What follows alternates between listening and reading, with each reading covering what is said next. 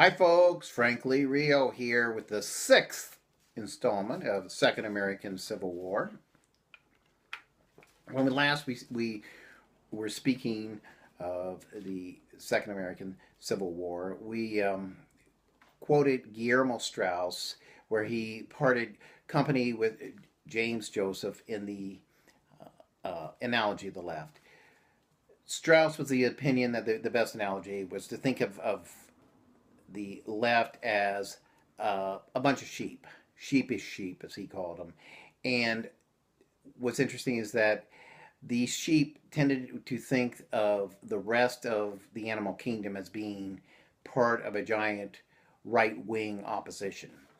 Okay, so James Joseph has a slightly different analogy, and this is speaking for James Joseph only. And I'm going to quote him here where he says, "The left is like the Catholic Church at its torquemadaest, and they cannot help but torture heretics.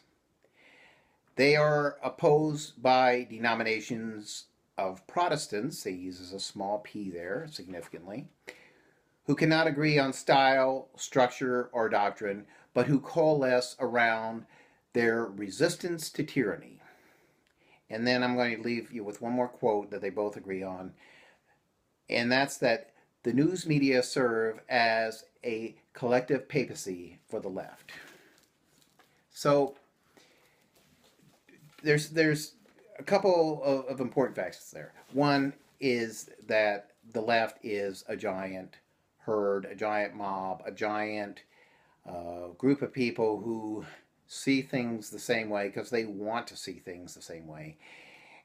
And they generally do not understand anyone who resists them, but they are of the strong opinion that the resistance, the opposition, such as it might be, is structured much as their own organization is structured.